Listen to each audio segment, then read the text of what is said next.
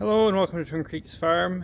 It's another cold day on the farm. We had a few days of spring and it's really cooled off. It's super windy today. It'll be windy again tomorrow. Had a lot of wind lately. Just moving some calves into a new pen and getting some straw. I'm gonna throw it down and bed some calves. We just have a hole that we throw them down through, that we put the bales over to keep the warmth. Down in the barn.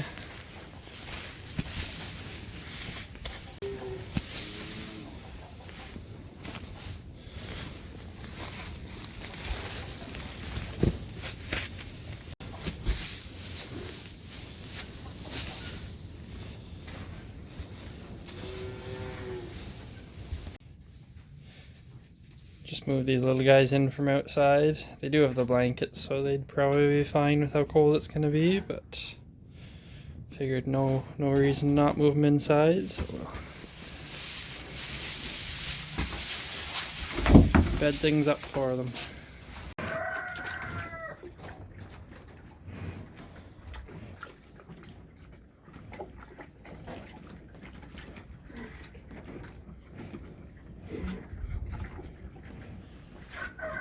All bedded up. So, this is an Angus cross calf, Angus Holstein cross, and it's just a Holstein bull calf. Just giving an extra feeding. This Holstein calf is having some scours and wasn't eating terribly well this morning, and he normally eats really well, so just give him an extra feeding and hopefully he stays ahead of his scours.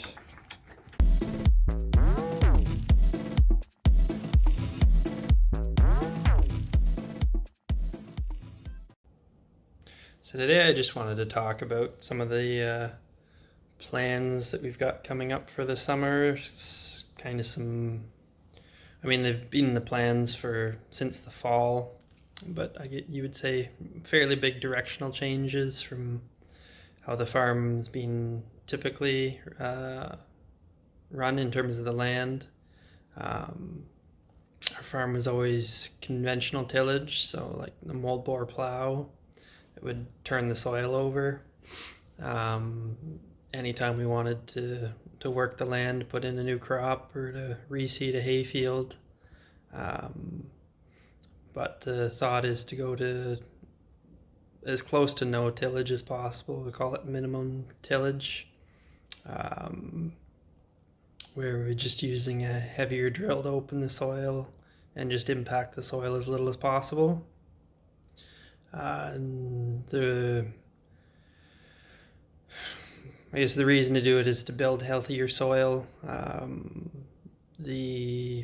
the soil over like that, it is helpful for reducing compaction and helps to kind of limit weed growth when you're trying to put in a new crop. But it's really negatively affects the sort of microbes and worms and everything that are living in the soil.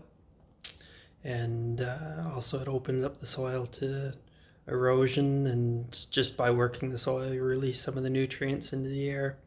So we're trying to go to minimum to no-till, which will be a little bit challenging because we don't have the equipment to do that, so that'll mean hiring out some of that work for a little while until we can get some of the heavier equipment to do that. And also this year will be the first time we'll be growing corn. We don't have the equipment to do that, so we'll have to hire that out too. But we feed a fair bit of corn to our calves, so it really makes sense to grow our own. And that's been the plan since we started working on finishing calves. But the plan is to do something a little bit unconventional with our corn planting.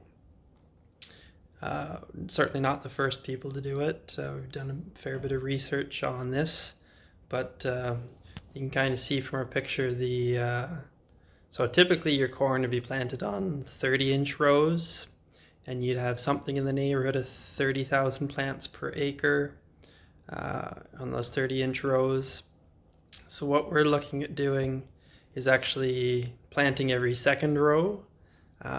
So just closing off, not filling seed into the second row, and leaving space.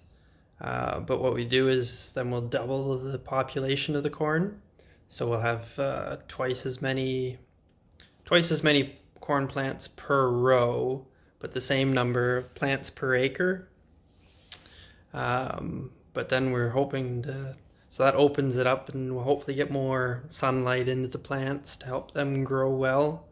And it leaves a lot more space for air to flow through there.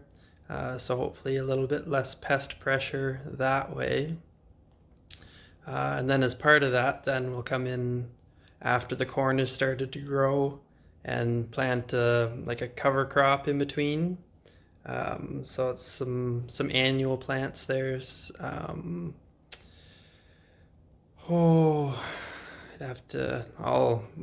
show here what plants are in the mix that I'm thinking about using. And the thought here is that, one, the cover, it'll help reduce weed pressure. Taking out that row leaves a lot more space for weeds to grow. So the cover will help minimize the need for herbicides. The airflow should help reduce the need for fungicides, and then in that cover crop, would be a fair number of legumes and brassicas and some stuff that'll help fix some nitrogen. That'll hopefully over time reduce the amount of nitrogen fertilizers that we'll need to apply. And in the mix there, we're also using some pollinators that will hopefully attract some beneficial insects to help with the just the overall ecosystem, help pollinate our help attract bugs that help pollinate our corn, and also attract bugs that will negatively affect stuff that would attack the corn. And just generally it gets us away from a monoculture, so hopefully a little bit of a healthier ecosystem for all sorts of bugs and wildlife. So that's kind of the thought this year. We're asking around, and there was nobody really in the area that was doing it. There are certainly other people that are doing it. So it'll be kind of a trial run for us here. There's a lot of people all over the states that are doing it, and some in southern Ontario, but trying to figure out what works right where we are. So then the thought is that we'll harvest our corn in the fall, and at that point, fly landed on me.